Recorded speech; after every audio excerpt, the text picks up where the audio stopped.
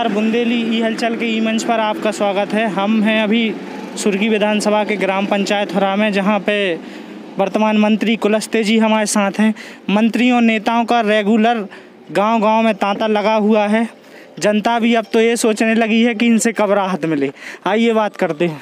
मंत्री जी, दौरे का देखिए, आज हमारी 3-4 ऐसे स्थानों में अलग अलग सामाजिक बैठकें हैं जी, और एक मतदान केंद्र का सम्मेलन है। और इन सारे सम्मेलनों में अलग अलग सामाजिक दृष्टि से भी, मतदान केंद्रों में पार्टी की दृष्टि से भी सब लोगों से बातचीत कर रहे हैं। और गोविंद सिंह जी जो हमारे उम्मीदवार हैं, उनके समर्थन में मध्य प्रदेश में शिवराज जी की सरकार को पूरे 3 साल तक और काम करने का अवसर मिले, इस दृष्टि से पूरे चुनाव में पूरे मध्य प्रदेश के जो 28 हमारी विधानसभाओं के चुनाव हो रहे हैं, उनमें से लगभग 13-14 विधानसभाओं तक मेरा जाना हुआ है और अभी 3-4 और विधानसभाओं तक पहुंचना है।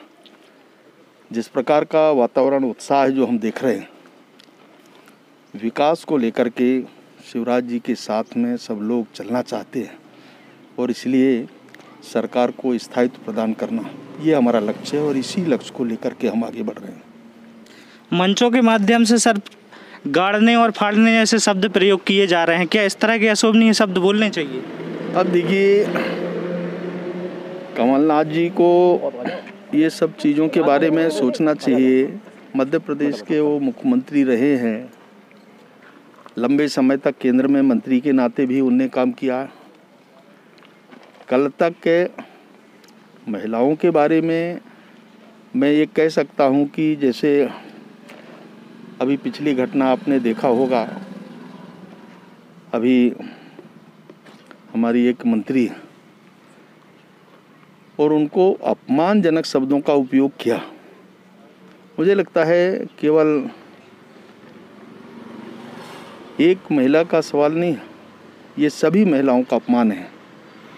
और जिस प्रकार के शब्दों का उपयोग किया है, हम लोग चाहते हैं कि इस प्रकार के सोच रखने वाले व्यक्ति कभी सफल नहीं होते और जनता 3 तारीख को निश्चित तौर से सबक सिखाएगी कमलनाथ जी को, और इसलिए उसका बदला तो महिलाएं लेंगी।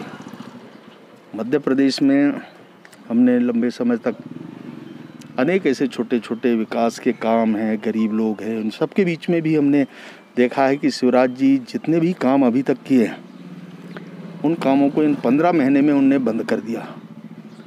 आज चौथी बार शिवराज जी के मुख्यमंत्री बनने के बाद फिर से उनने बहाल किया, तो लोगों को काम के बारे में भी ध्यान में आ रहा है कि पिछली 15 वर्ष की सरकार और 15 महीने की, तो दोनों के कामकाज का अनुभव आकलन करने के बाद जनता फैसला करने वाली है। क्या लगता है कांटे की टक्कर है, चूँकि पारुल साहू जी ने पिछली बार चुनाव हराया था गोविंद राजपूत जी को? देखिए, हमारा कार्यकर्ता है भारतीय जनता पार्टी, और इसलिए हम कैडर की बात करते हैं। हमारा कार्यकर्ता यहाँ पर खड़ा है, यही कार्यकर्ता है, और इसलिए चुनाव को कार्यकर्ता जीतता है। और इसलिए किसी व्यक्ति के यहाँ आने से कोई फायदा उसको होगा नहीं। मैं कह सकता हूँ कि गोविंद सिंह जी भारतीय जनता पार्टी को एक अवसर दिया है और इस अवसर के कारण आज हम सब लोग मिल रहे हैं। निश्चित तौर से इससे भारतीय जनता पार्टी का आधार बढ़ा है और ताकत से हम आगे बढ़ेंगे और इस सीट को भी जीतेंगे और मध्य प्रदेश में सरकार को भी स्थायित्व प्रदान करेंगे, ऐसा पूरा ये समीकरण कहता है। अब भारतीय जनता पार्टी, लोकमान सिंह लोधी जी, लोकमान सिंह लोधी जी। विकास का मुद्दा क्या होगा?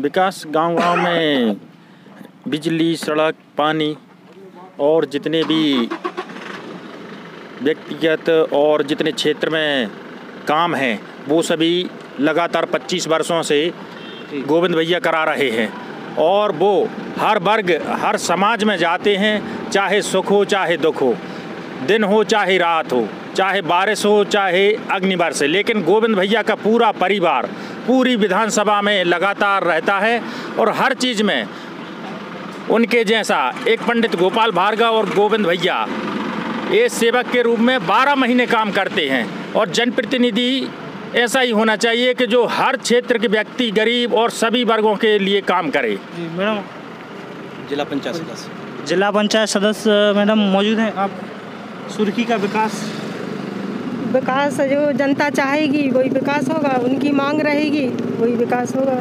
विकास के वास्ते कमल के रास्ते। भारतीय जनता पार्टी विकास की पार्टी है और विकास के लिए भारतीय जनता पार्टी के प्रत्याशी गोविंद भैया यहाँ से 51,000 वोटों से अधिक 1000 वोटों से जीत रहे हैं। धन्यवाद।